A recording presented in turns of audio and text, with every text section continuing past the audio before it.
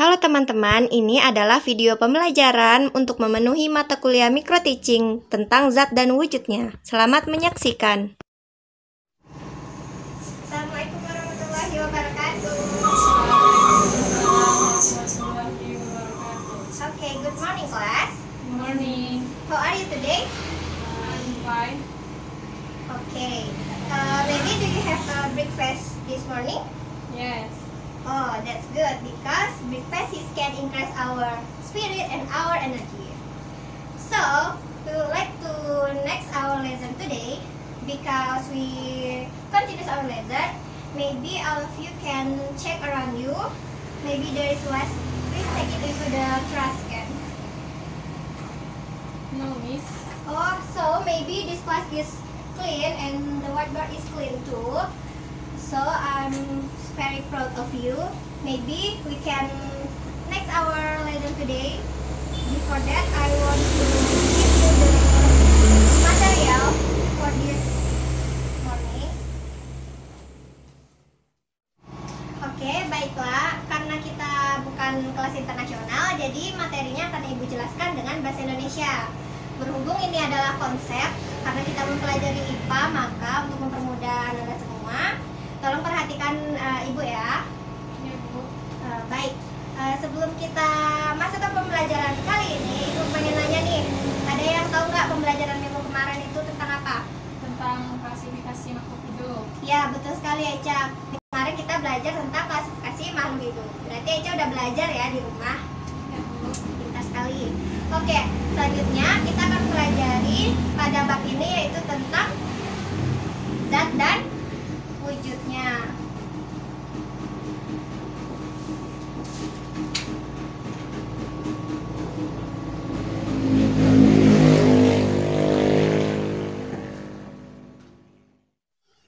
Nah, tujuan dari kita mempelajari ini, yang pertama yaitu Anda semua dapat mengetahui atau apa itu zat atau materi, kemudian mengetahui tentang partikel, bagian terkecil dari materi, yang ketiga dapat mengetahui perubahan dari wujud zat.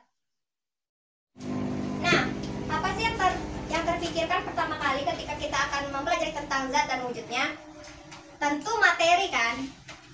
Materi itu, ada yang tahu nggak pengertian materi?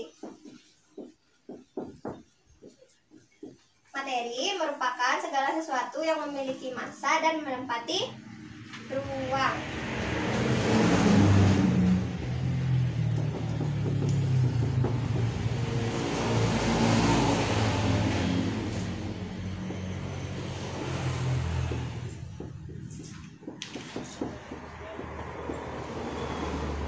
Nah, massa itu apa, Bu? Ternyata massa itu merupakan jumlah materi dalam suatu benda. Jadi misalnya ada penghapus nih. Nah, massanya itu adalah berapa banyak materi dalam penghapus ini. Sampai sini mengerti? Saya sembari dicatat ya anak-anak.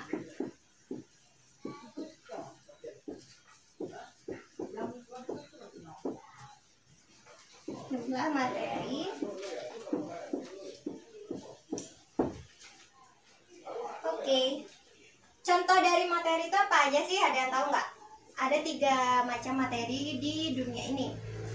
Pasti tahu dong. Yang pertama yaitu contohnya air yang merupakan materi dalam bentuk cair. Selanjutnya yaitu contohnya padat. Lihat, contohnya zat padat itu apa? Ada kayu, garam, ya seperti itu ya Lia. Nah, ada air, ada garam, dan untuk contoh yang gasnya biasanya berupa asap dan udara yang kita hirup selama ini. Nah, ini kan kita udah belajar tentang materi. Jadi ternyata materi itu juga dapat dibagi lagi menjadi sesuatu yang lebih kecil. Nah, materi itu jika misalnya contohnya kayak air, 1 ember air bisa Lia bagi menjadi 1 gelas air. Kemudian 1 gelas air bisa dibagi lagi menjadi 1 sendok air dan seterusnya ada seterusnya sehingga menjadi bagian yang paling kecil.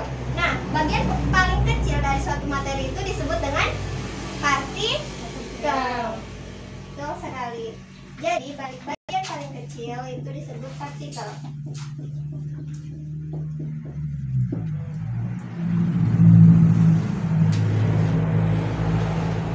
So, ngomong-ngomong soal partikel, walaupun ukurannya sudah sangat kecil, seperti misalnya partikel gula. Ananda semua kan pasti ada gula di dapur rumahnya masing-masing kan? Nah, contohnya gini, 1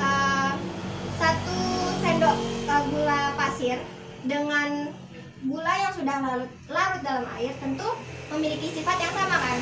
Sifat gula apa? Manis. Jadi walaupun gulanya sudah larut, maka sifatnya tetap sama, yaitu manis. Gak mungkin tiba-tiba udah larut jadi asin, kan gak mungkin kan? Seperti itu analoginya. Tolong dipahami ya anak-anak. Setiap konsep yang ibu jelaskan tolong dipahami. Nah, setelah partikel itu dapat memiliki sifat yang sama, ternyata partikel itu juga bergerak. Walaupun kita nggak bisa lihat seperti apa gerak partikel, ternyata dulu ada ilmuwan bernama Robert Brown. Mana ya? Oke, ini satu. Ya, yaitu Robert.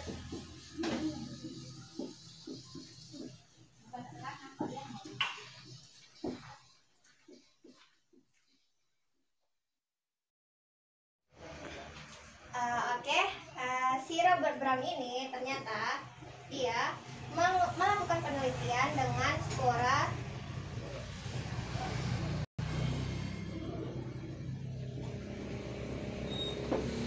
tumbuhan, dan spora tumbuhannya itu diletakkan di atas air. Nah, kemudian ditelitinya dengan menggunakan mikroskop dan terlihat bahwa spora itu bergerak secara acak dan bebas. Nah, kira-kira yang bergerak tuh ternyata airnya atau sporanya yang bisa bergerak sendiri? Spora? Salah ya Lia.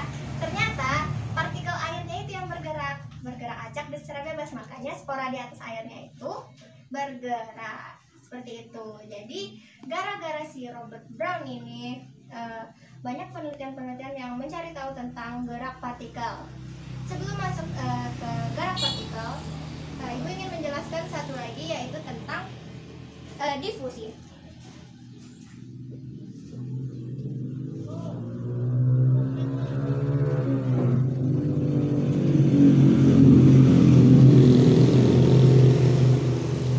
Baiklah.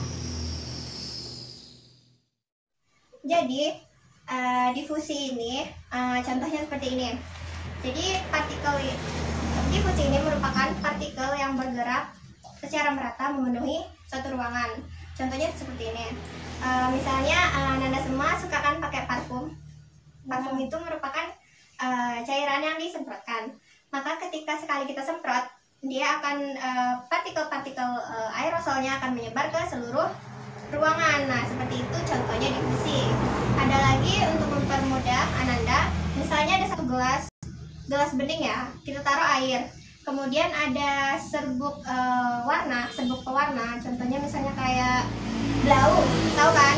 Nah, kita tabur itu serbuknya di dalam air. Nanti secara perlahan dia akan menyebar. Nah, seperti itu contohnya difusi ya. Nah, oke, kita balik lagi ke gerak partikel. Gara-gara si Robert Brown ini, banyak ilmuwan yang meneliti tentang gerak partikel. Dan juga si ilmuwan itu menemukan suatu teori yang disebut dengan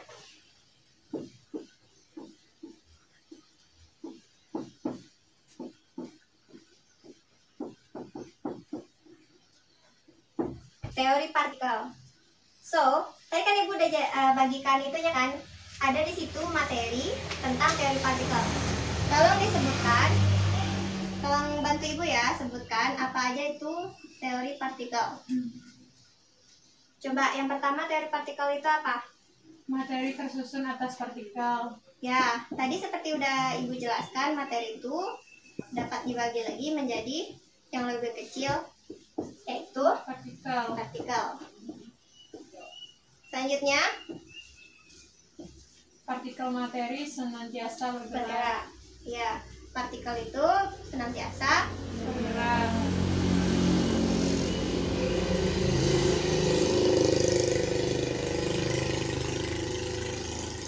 Selanjutnya, apa lagi? Partikel materi terikat bersama oleh gaya listrik yang sangat kuat, Bu. Oh gitu. Jadi ternyata dia bergerak itu disebabkan oleh Gaya gaya listrik.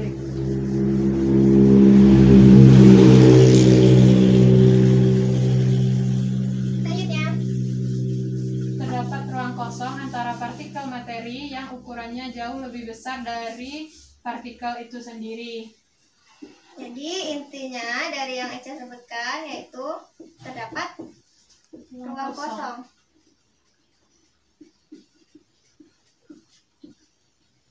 Lucu ya Bu, kenapa partikel itu terdapat ruang kosong padahal dia ukurannya sangat kecil kan? Dan ruang kosongnya itu ternyata lebih besar dari ukuran partikelnya itu sendiri. Itu emang dapat kita pelajari lebih lanjut di pelajaran fisika ke depannya. Kalau SMP sampai sini aja dulu. Oke, kita akan next ke materi selanjutnya. Setelah kita mempelajari partikel ini, ternyata kan partikel tadi itu dapat bergerak secara acak. Nah, kenapa sih bisa dapat bergerak? Si partikel itu bisa bergerak? Nggak mungkin kan dia bergerak sendiri tanpa ada sebabnya. Nah, Ananda semua harus tahu kenapa si partikel itu bergerak, karena dia diberi energi atau diambil energinya. Biasanya energi yang menyebabkan partikel itu bergerak merupakan energi panas atau kalor, seperti itu. Nah, dari hal tersebut maka tercetuslah teori kinetik. Tadi kan udah ada teori partikel. Selanjutnya yaitu ada teori kinetik.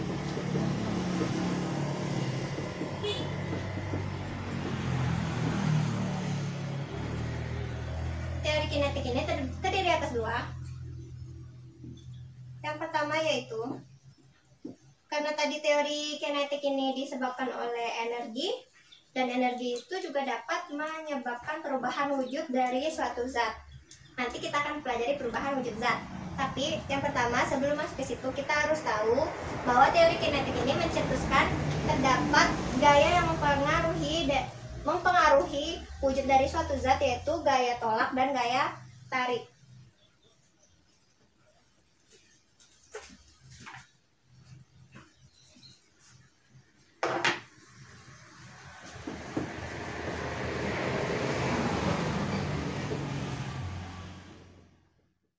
Nah, gaya tolak ini kenapa dia bisa saling tolak menolak? Karena dia diberikan energi. So, setelah diberikan energi, maka partikel itu akan bergerak saling tolak menolak. Biasanya diberikan energi panas. Makanya kenapa bisa benda itu misalnya benda padat diberikan energi besi, diberikan energi panas yang sangat tinggi, maka dia akan lama-lama meleleh atau mencair. Nah, itu yang disebabkan oleh gaya tolak. Maka partikel itu saling tolak menolak, maka dapat mencair si benda tersebut. Nah, kebalikannya itu gaya tarik. Kalau ini panas, ini dalam kondisi yang dingin ya Lia. Kenapa dingin? Karena energi panasnya diambil. Nah, contohnya dari gaya tarik ini seperti air yang didinginkan, kemudian dia akan menjadi padat. Itu seperti contohnya es. Nah, karena kita telah mempelajari teori kinetik ini, dan ternyata teori kinetik ini juga mempengaruhi perubahan wujud dari suatu zat. Apakah anak-anak sudah mencatat ini semua? Sudah. Baiklah, akan Ibu hapus ya kalau sudah dicatat.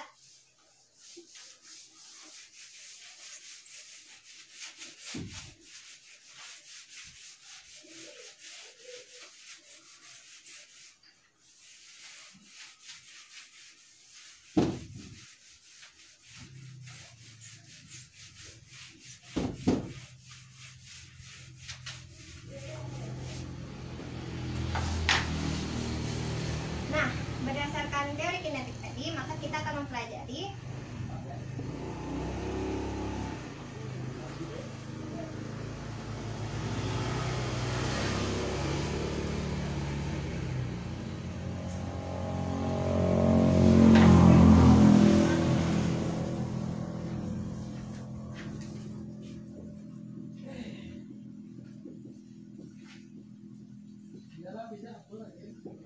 zat padat, zat cair, dan gas.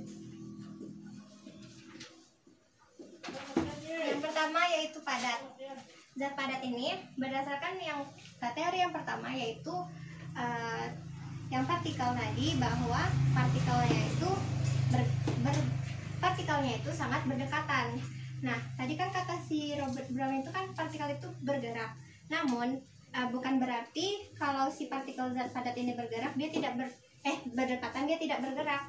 Ternyata zat padat ini partikelnya bergerak.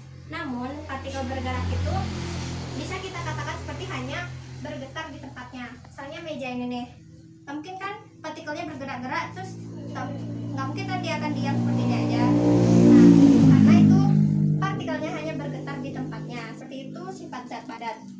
Dan zat padat ini juga biasanya dia tidak menyesuaikan volumenya, itu tidak menyesuaikan dengan tempatnya. Dia hanya mempertahankan bentuknya. Itulah sifat zat padat. Yang kedua yaitu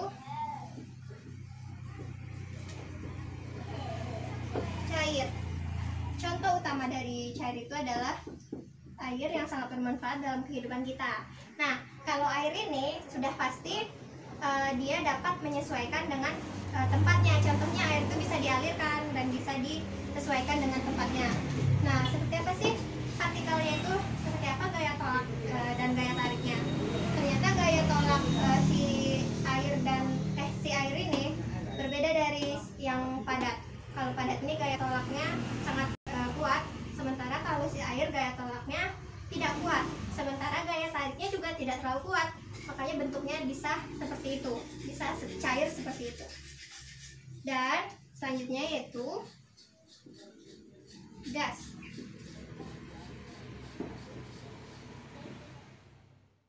Nah, si gas ini sangat berbanding terbalik dengan si yang padat tadi. Ternyata gaya tolak dari si gas ini sangat kecil dan gaya tolaknya sangat besar, maaf ya. Gaya tolaknya sangat besar, namun gaya tariknya sangat kecil, sehingga zat padat itu dia partikelnya sangat bebas, dapat bergerak bebas. Seperti udara yang ada di sekitar kita ini, kan kita bisa bebas ngapain aja tanpa terhalang oleh si gas tersebut. Nah, seperti itulah sifat gas, partikelnya itu sangat bebas dan gaya tolaknya itu sangat besar, gaya tariknya sangat kecil. Pokoknya ini kebalikan gitu deh. Terus setelah itu kita akan mempelajari perubahan dari wujud zat. Karena ada tiga bentuk materi, maka perubahan bentuk wujud zat berdasarkan yang tiga ini. Ibu akan membuatkan diagramnya agar anak-anak semua lebih mudah memahaminya.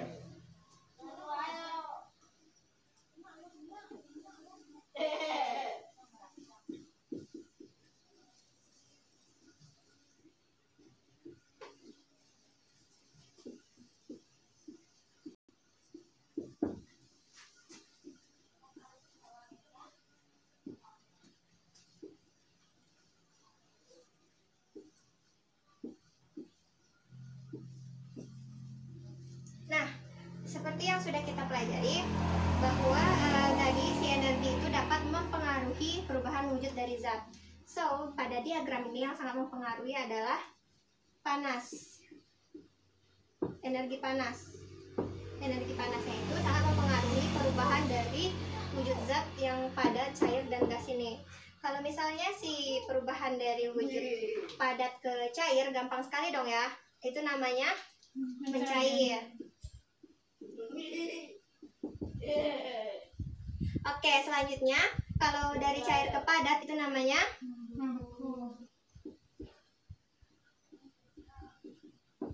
kalau mencair tadi ini diakibatkan oleh dia diberikan energi panas sehingga partikelnya saling tolak menolak, dan kebalikannya yaitu padat. Sementara dari cair ke gas kita dapat menyebutnya dengan menguap.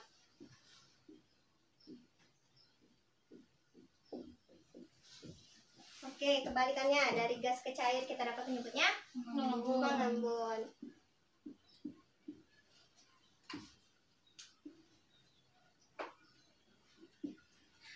ini kan diberikan energi juga.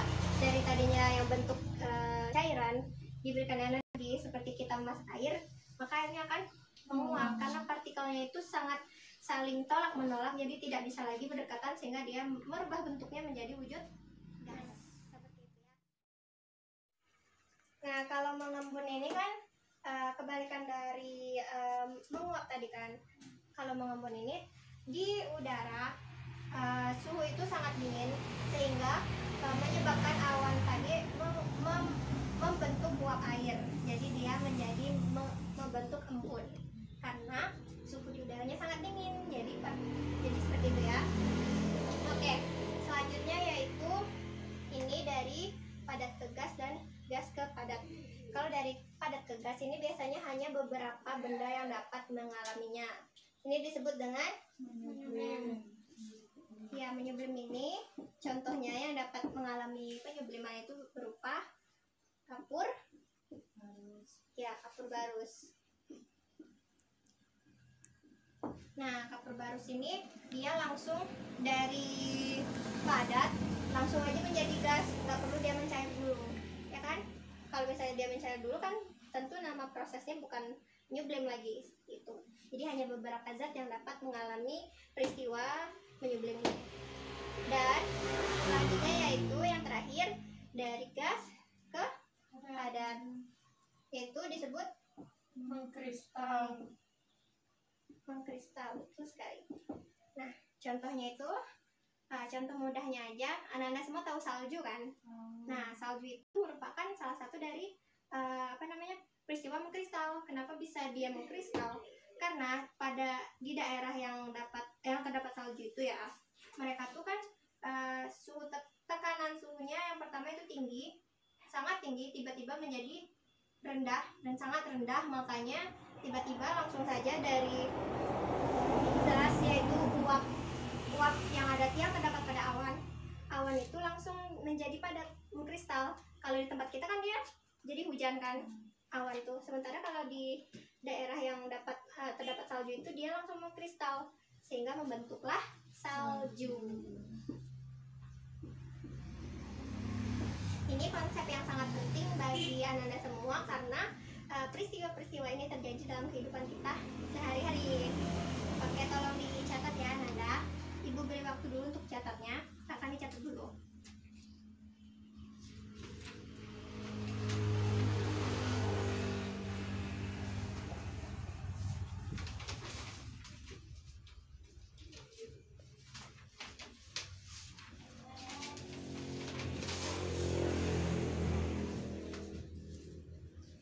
Oke, baik.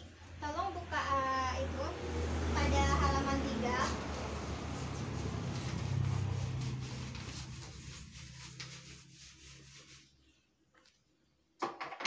Kita akan mempelajari tentang perbandingan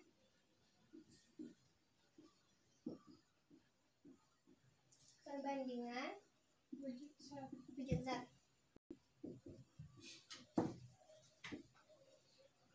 Kita akan membuat tabelnya, yaitu yang pertama Zat padat.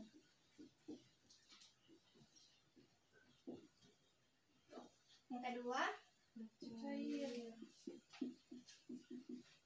dan zat gas.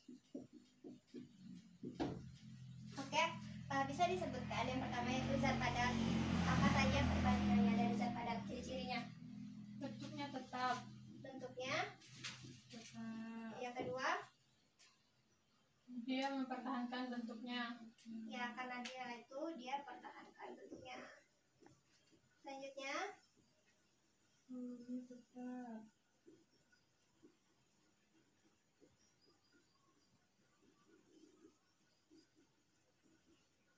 volume tetap. Ada lagi?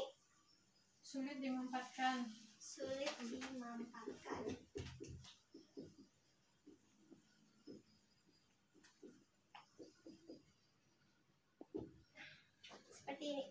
Seperti inilah sifat-sifat dari zat padat. Karena dia tetap, tentu dia akan berusaha untuk mempertahankan bentuknya. Kemudian volumenya tetap, dan sulit untuk dimampatkan. Contoh maksud dimampatkan ini seperti digepengkan, dimampatkan, ditekan gitu. Nah, sementara kalau pada zat cair bentuknya tentu tidak tetap.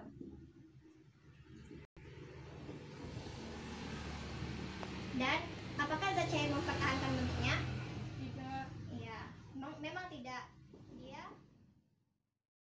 Nah, jadi kenapa dia tidak bentuknya tidak tetap? Karena dia karena dia menyesuaikan dengan bentuk wadahnya.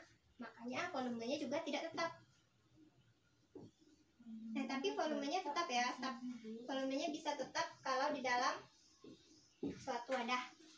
Dan dibilang sulit dimanfaatkan, lumayan sulit, tetapi tidak sesulit yang si padat. Lumayan. Nah, untuk yang zat gas ini sudah pasti tidak tetap. Dan dia tidak mempertahankan bentuknya karena dia partikelnya bebas. Iya, karena dia memenuhi ruang karena partikelnya bebas. Volumenya tetap apa enggak? Tidak. Tapi kalau misalnya kita masukkan ke dalam suatu botol, terus kita tutup, maka dia akan menyesuaikan. Dan untuk yang terakhir, sulit dimanfaatkan atau tidak, zat gas ini sangat mudah untuk dimanfaatkan. Contohnya saja seperti yang sekarang ini. Ini gas bisa kita manfaatkan. Dengan sangat mudah kita dapat memanfaatkan gas. Oke, tolong dipahami ya Anda semua. Baiklah, itulah materi kita pada hari ini. Apakah Anda ada yang ingin ditanyakan? Tidak, bagus. Berarti udah ngerti semua dong ya. Kebalikannya, Ibu yang mau nanya lagi sekarang. Tolong dibuka soalnya di situ halaman 4. Udah, kita akan membahas soal yang nomor 1, yaitu minyak kayu putih yang digosokkan pada kulit, baunya dapat menyebar ke seluruh ruangan. Hal ini membuktikan bahwa partikel itu dapat A. bergerak, B. merambat, C. menyebar, dan D. mengembang. Bergerak. Pintar sekali dia ya. Nomor 1 A. Oke, baiklah. Selanjutnya nomor 2, yaitu gas memiliki sifat-sifat. Ada yang dapat menjawabnya? Bisa, Bu, bisa. Apa, Ca? Jawabannya, Ca? D. Memiliki memang bentuk mengikuti tempat, volumenya berubah. Ya, betul. Nomor 2.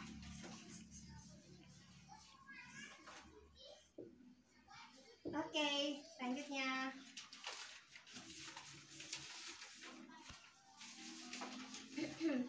Nomor 3, yaitu sejumlah air yang dipanaskan terus-menerus dapat menjadi uap air karena energi panas memperbesar gaya tolak antar partikel, Bu. Ya, betul sekali. Karena ketika dipanaskan dia akan menguap karena energi tolaknya lebih besar. Kan jawabannya C. Dan yang soal terakhir yaitu nomor 4, sejumlah uap air berubah menjadi air kemudian menjadi es. Nah, uap tersebut dikatakan mengalami peristiwa Mengembun kemudian membeku. mengembun kemudian membeku. Pintar, jawabannya adalah D. Ya. Berarti Anda semua ya bisa kan jawab soal UTS? Ya bisa belum? Insya Allah ya. Kira-kira kurang lebih soalnya seperti ini. Mungkin ada yang lebih rumit sedikit, gak apa-apa ya kan? Nah, jika seperti itu Anda semua sudah dapat menjawab soal dengan baik, I feel so proud for this class. And sebelum kita menutup, Ibu ingin tahu apakah ada yang tahu bahwa pelajaran kita ini sangat bermanfaat di kehidupan sehari-hari. Contohnya manfaatnya, pertama, kita dapat mengetahui apa itu materi dan apa itu partikel, dan juga bahwa kita mengetahui perubahan wujud zat. Jadi kita nggak bingung lagi nih, kenapa bisa seperti ini, kenapa bisa ada salju,